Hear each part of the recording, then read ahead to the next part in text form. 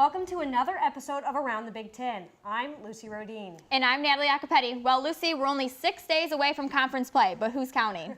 Yeah, I'm certainly excited to get into conference play, but first, let's see how this past weekend went. And we're going to kick it off in Lincoln.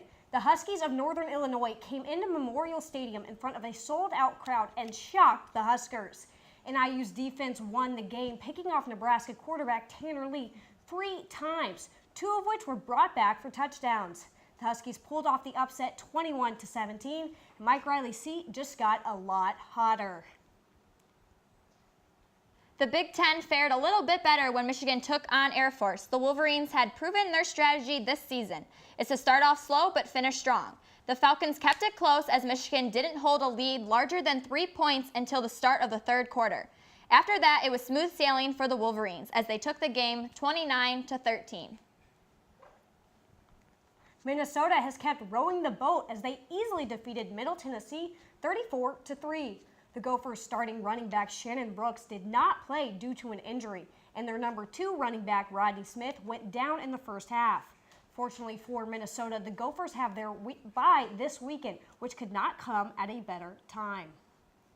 Rutgers picked up their first win of the season as they crushed Morgan State 65-0. Freshman quarterback Jonathan Lewis ran 4 touchdowns and passed for 1. This snapped Rutgers' 11-game losing streak. Heading to the West, the Badgers traveled to Utah to face BYU, and Wisconsin had no trouble against the Cougars, taking the game 40-6. Quarterback Alex Hornibrook threw for 4 touchdowns and had a 94.7 completion percentage, which is the highest in school history. Wisconsin wasn't the only Big Ten team to have success on the road this weekend. Purdue went down to Missouri and easily defeated the Tigers 35-3. The defense surrendered its fewest points since 2011. Purdue is only 1 victory shy of its win total last season, and they have their first-year head coach Jeff Brom to thank for that. Illinois was not as lucky. The Illini went down to face number 22 South Florida. USF quarterback Quentin Flowers threw for 280 yards and 4 touchdowns as head coach Lovie Smith returned back to Raymond James Stadium, where he used to be the head coach for the Bucks. Unfortunately for Lovie, it was not a happy homecoming as Illinois fell 47-23. Ohio State shook off its loss to Oklahoma against Army. OSU had no trouble with the Black Knights, taking the game 38-7. JT Barrett had 3 touchdowns, which gave him the new Big Ten record holder for touchdowns with 107. The title formerly belonged to Drew Brees. Northwestern bounced back from its embarrassing performance against Duke last weekend. The Wildcats took care of business against Bowling Green, winning 49-7. Quarterback Clayton Thorson threw for 370 yards and 2 touchdowns, and running back Justin Jackson rushed for 3. And for the first time this season, Northwestern looked like the team we all expected them to be. And Penn State shut out Georgia State 56-0 on Saturday. Quarterback Trace McSorley had 5 touchdowns in the blowout, and running back Saquon Barkley finished with 226 yards. Well, Natalie, let's just hope they don't put up those numbers against Iowa this weekend. Yeah, Lucy, it'll be a tough one to stop the offense, but let's take a look at the other games on the slate this weekend.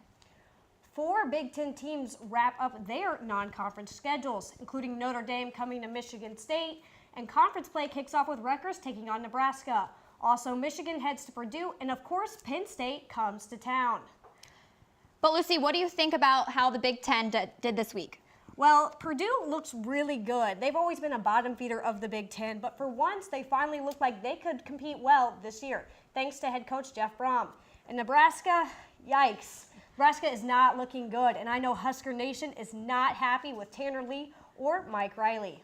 But what are your picks for this week? So for this week, I'm going to put Nebraska over Rutgers. Even though they're struggling, Rutgers is still Rutgers. I'm going to have Michigan over Purdue. I think it's going to be closer than people think, though, because David Blau and the Purdue offense, they're tough to beat. And for Mary Kate, I'm going to pick Notre Dame over Michigan State. Well, my hot take for this weekend is to think Michigan State will get it done against Notre Dame. Sorry, Mary Kate. Wow, well, if Natalie isn't on the show with me next week, we'll know the reason why. Anyways, make sure to tune in next Monday for recaps from around the Big Ten this weekend. And be sure to watch Daily Iowa TV live every morning at 8:30. I'm Lucy Rodine. And I'm Natalie Capetti, and hopefully I'm not signing off for the final time. Thanks for watching.